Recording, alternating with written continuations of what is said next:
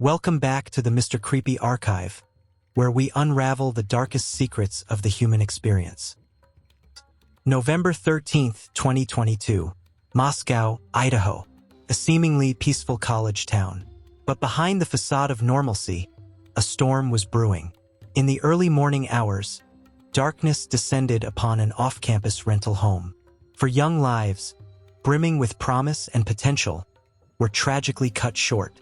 This is the chilling story of the Idaho student murders, a case that shocked the nation and left a community reeling.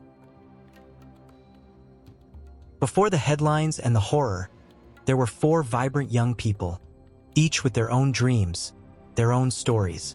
Kaylee Goncalves, a senior, radiating sunshine with her infectious smile. Her best friend, Madison Mogan, always up for an adventure, the life of the party.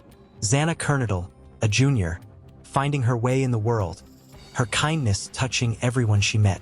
And Ethan Chapin, a freshman, just beginning his college journey, a bright light extinguished too soon. They were students at the University of Idaho, their lives intertwined by friendship, by shared experiences, by the promise of a future that was cruelly snatched away. It was a typical Saturday night for these college friends. Parties, laughter, the carefree spirit of youth. But as the night wore on, an unspeakable evil crept into their world. Inside the three-story off-campus rental house on King Road, a scene of unimaginable horror was unfolding. Sometime between 3 and 4 a.m., the tranquility of the night was shattered. Police believe a knife, a brutal and intimate weapon, was used to take these young lives. The crime scene, a chilling testament to the violence that occurred, revealed the victims on the second and third floors of the house. It wasn't until later that afternoon, around noon, that the grim discovery was made.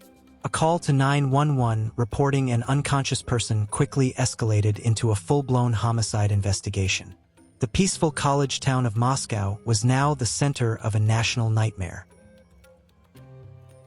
In the wake of the gruesome discovery, the small town of Moscow was flooded with law enforcement. Detectives, forensic specialists, and even the FBI descended upon the crime scene, determined to piece together the puzzle of this horrific crime. But the investigation was far from straightforward. The killer had seemingly vanished into thin air, leaving few clues behind. Every piece of evidence was meticulously examined. A discarded knife sheath found near one of the victims became a focal point, potentially holding the key to the killer's identity. DNA evidence was painstakingly analyzed, hoping to provide a link. Investigators pored over hours of surveillance footage, tracing the movements of people and vehicles in the area. They appealed to the public for help. Any piece of information, no matter how small, could be the missing link. Weeks turned into a month, and the pressure mounted. The families of the victims, the community, the entire nation waited with bated breath for answers. Then a break in the case. A white Hyundai Elantra, captured on surveillance cameras near the crime scene, became a crucial lead. The digital trail led investigators across the country to a small town in Pennsylvania. On December 30th, nearly 7 weeks after the murders, a suspect was finally apprehended. Brian Kohberger, a 28-year-old PhD student in criminology, was arrested and charged with 4 counts of first-degree murder. The arrest of Brian Kohberger sent shockwaves through the nation. Who was this man accused of such a heinous crime? Kohberger, a 28-year-old, was a PhD student in criminology at Washington State University, a seemingly unlikely suspect. His studies focused on understanding criminal minds, a chilling juxtaposition to the crimes he now stands accused of. While investigators have been tight-lipped about a possible motive, details have emerged about Kohberger's background. He had reportedly been studying the psychology of criminals for years, even participating in online forums discussing crime and criminal profiling. At the time of the murders, Kohberger was living just a short drive from the victim's house, in Pullman, Washington.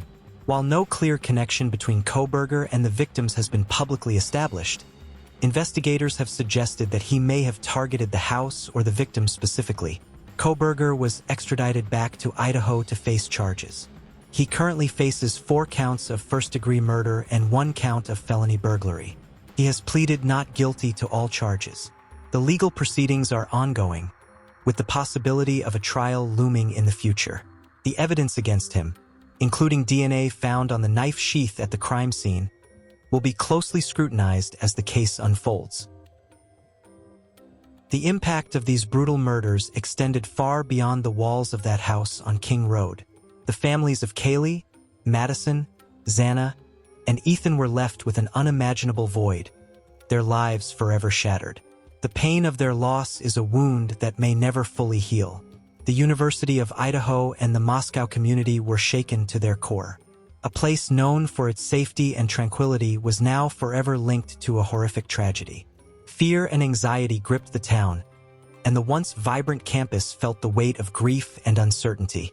Vigils were held, memorials were created, and the community came together to mourn and to support the families. But the scars of this tragedy run deep. The murders sparked a wider conversation about safety, particularly for students living off campus.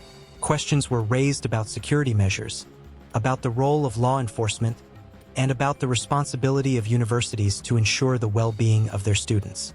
This case has also reignited discussions about crime in America, about the factors that contribute to violence, and about the need for greater understanding and prevention. The search for answers continues, and the pursuit of justice for Kaylee, Madison, Xana, and Ethan remains at the forefront.